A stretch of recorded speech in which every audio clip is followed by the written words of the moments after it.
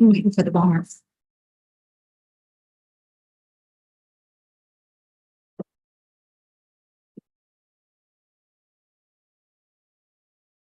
Really? Well, good afternoon.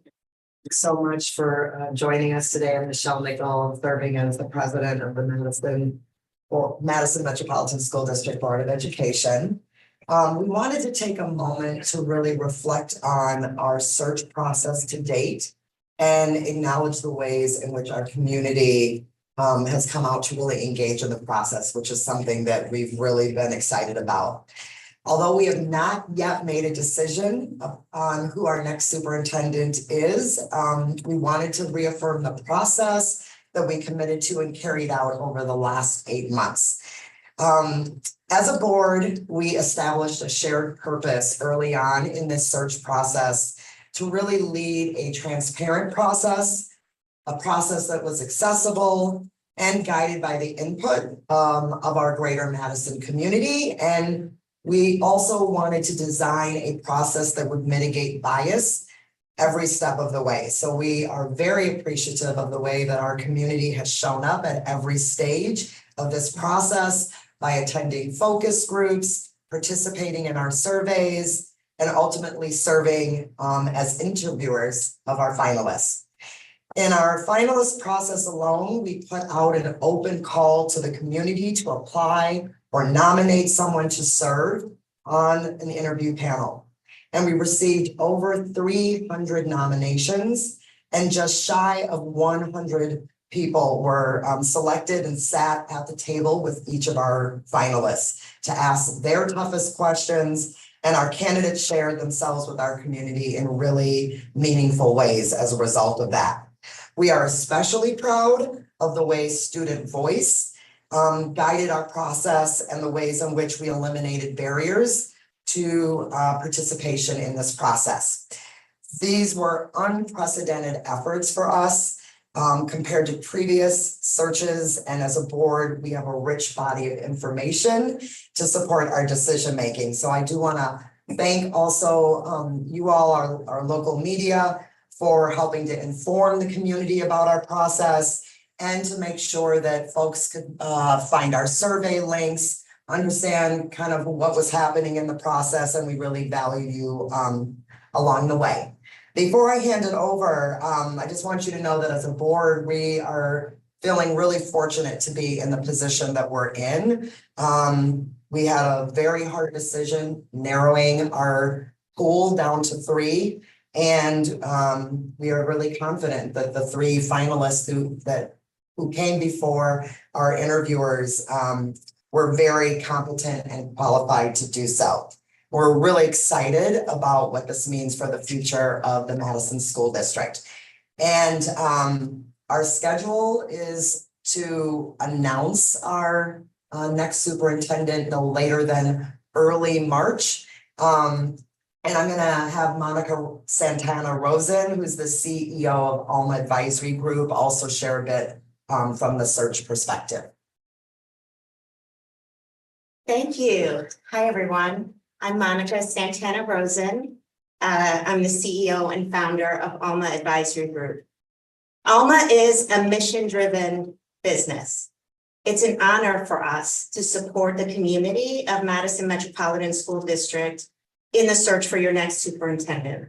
We know that this role will lead you into the district's next chapter, and our role as facilitator and advisor throughout this process is one we take very seriously. We wanted to applaud the work of the board at every stage of this process. They centered their work on community voice and ensured that this process was accessible to everyone. They stayed grounded in the competencies required for the role and worked to mitigate bias at every stage of the process. In the end, they successfully identified 3 outstanding finalists for the role.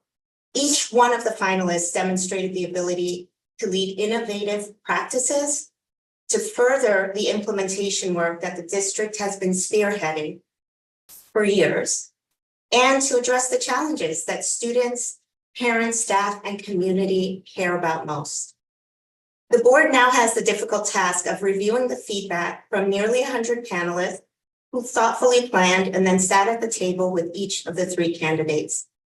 The board will take in the fullness of information of each candidate, looking at the totality of their careers, their accomplishments and their challenges, their lessons learned, and the visions that each one of them shared for this district.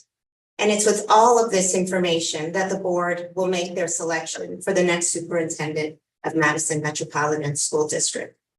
So I'm going to hand it back over to the president to see if we have any questions from the press. I think we'll just kind of start from left right over. If you guys have any questions off the top of your head, or you can circle back. Yeah, hi, Abby from the Wisconsin State Journal. So the board is meeting in closed session this afternoon, and I'm curious if the board will decide to vote on their selection during this meeting. Well, as Monica just said, we have a lot of feedback to go through from each of the interview panels. We also have been receiving lots of emails, watching other letters to the editor, like all of the information that's coming in. And so we will definitely be deliberating tonight, but can't say for sure that we will vote. Thank you.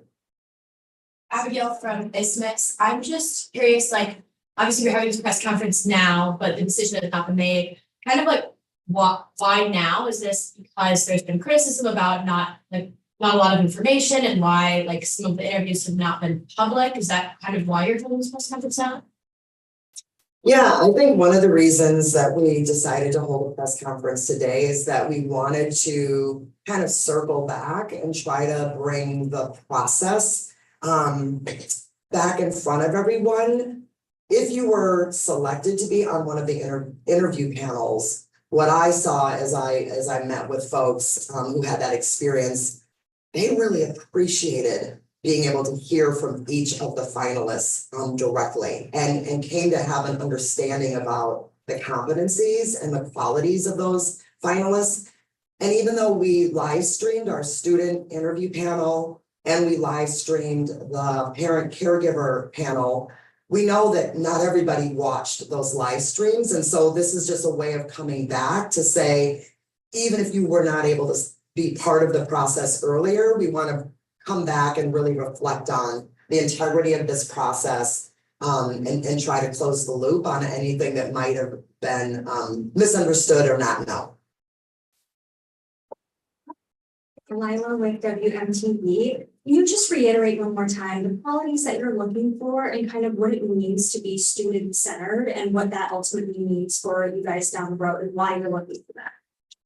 Yes, so we were really looking for candidates that we took a lot of things into consideration, but we were looking for candidates who had just kind of a total career, a body of work in their career that demonstrated that they had made tough decisions in service of student learning, student well-being, could speak to that in very tangible ways.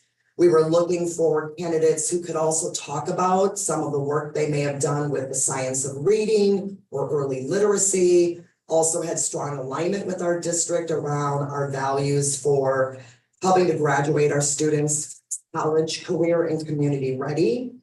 And we also were looking for candidates who had some demonstrated leadership and a track record on the operational side, so could speak very tangibly around budget, human resources, retention of staff, hiring of staff, as well as if they had had any previous community experience with a referenda. And so there were a lot of things that we were taking into consideration, but we were also thinking about where has our district been most recently? Where do we think we need to stay the course? And who has some demonstrated experience in those areas? What are some of the problems that our district has seen that you're actively trying to address with this new superintendent hire? Yeah, I mean, I think that what we will want the next superintendent is to really come in and understand the investments that this district has already made. And so wanting a leader to come in who can cast a vision around staying the course, providing stability, and then also helping us really stay student-centered. Like, you know, we're still in those early years coming out of the pandemic. I think districts around the country have faced many challenges, and we know that we're still not where we want to be. And so I think we're also looking for a superintendent who has a clear and compelling vision for what's right for our students and what it's going to take for us to get there. So those are some of the more immediate things I can think of. There was, at one point, the timeline said late February, now we're here today, early March. Is there a reason maybe it was thought that finding a candidate or person would be easier than maybe has been found in this process now? Because the deadline now has been pushed back and people are starting to really wonder, when are we going to get a superintendent? Well, you know, if we look at the calendar, early March is like literally just around the corner. So we're talking about a matter of days from the end of February. So what we want to do is be thoughtful about, once we have made a selection and go into extending an offer, right?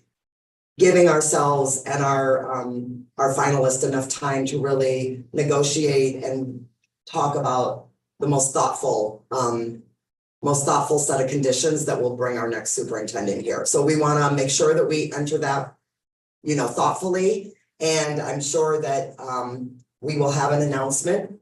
It will be no later than early March. So end of February, early March, you know, it's No, I very didn't close. mean to say that they're not close by. It Yeah. seems as though maybe there's been more thoughtfulness kind of put into this process is what I'm trying to get. Oh, Right. well, I feel like we're kind of on track with our timeline. We're going into our closed session tonight to really look at all of the feedback, to have our deliberation. And the hope is that the board will be feeling unified and have consensus around who we think we would like to extend an offer to.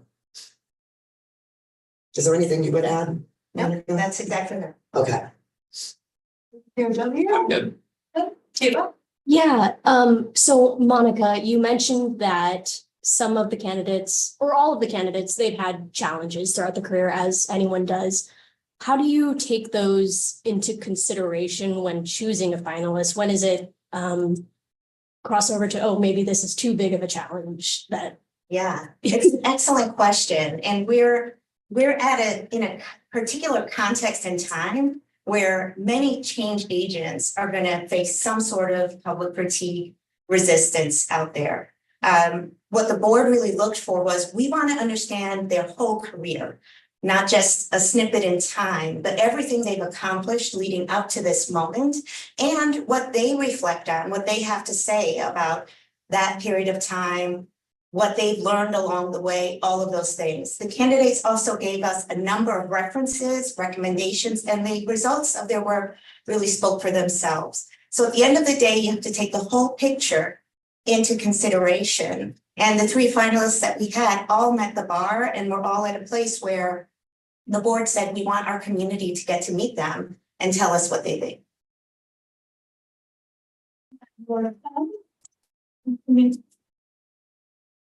Does anyone else have any follow-up? Yes, I have one more. Awesome, we're gonna go back to this after. So I'm wondering about the decision to only have 2 of the panels. The live streams are open to the public, and it sounds like, I think you said more than 100 people were participating as interviewers. Can you talk about the public's right or interest to be part of those conversations and how you balance that?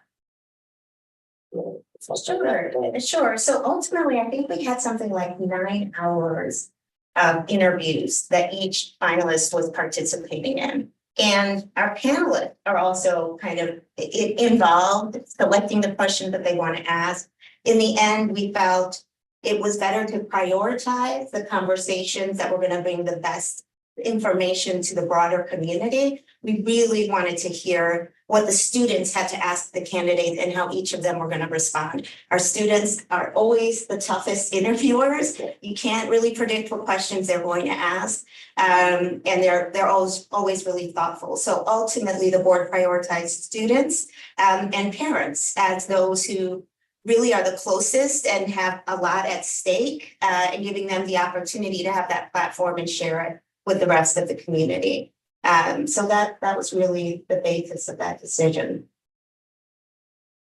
I wanted to ask a follow-up to Kayla's question about just some concerns that have come up about the candidates, specifically Chambray with kind of a lot of negative feedback from past jobs. So can you kind of assure us about what the vetting process looks like and why someone like that made it in the top 3? All right, sure. Yeah, it's understandable for anyone to be concerned about a candidate based on recent and negative media.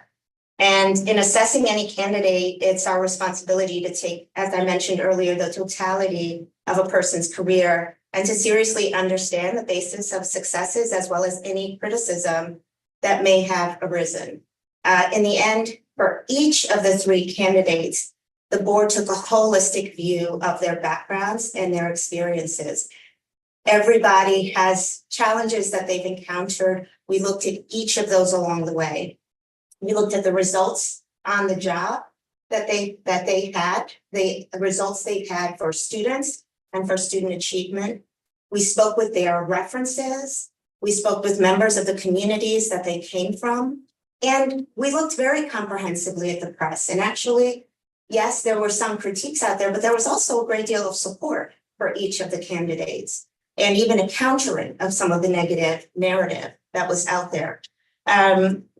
At the end of the day, though, the board had to sit down with each candidate and ask their own questions, and the community had the opportunity to ask their own questions. And so you're really looking at the whole puzzle, not just what shows up in the media, but all of these other aspects. And everything at the end of the day grounded in competencies.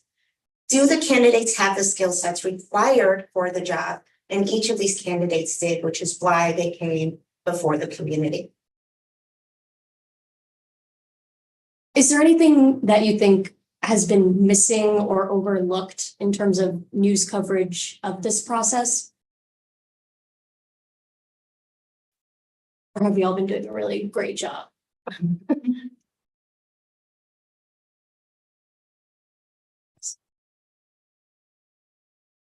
Yeah, I was just trying to, that's a great question. I think based on the opportunities for community input, I think you all covered that. And yeah, I think our process is different from previous processes. So there have been previous searches where the finalists spent like a day in the district, which our finalists did as well. But I think the accessibility of that it felt different this time around. And so, I think to the extent that we felt like we wanted to run a high quality hiring process where the candidates or the finalists could really be interviewed thoughtfully by each of these interview panels. We know that there was some aspects of the day in the district that probably didn't feel as open to everyone. But I think what we did share, you all helped cover and explain well. And it's part of the reason why we're here today is to just kind of circle back and reflect on that process. Any other questions?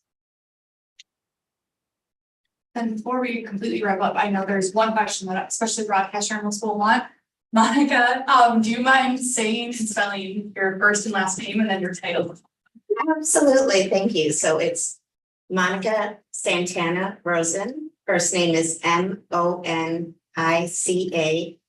Santana is Santana. Rosen is Rosen. And I'm the CEO of Alma Advisory Group. Thank you. Michelle, I think they know you, but a lot of effort in it. Nichelle Nichols. Board President.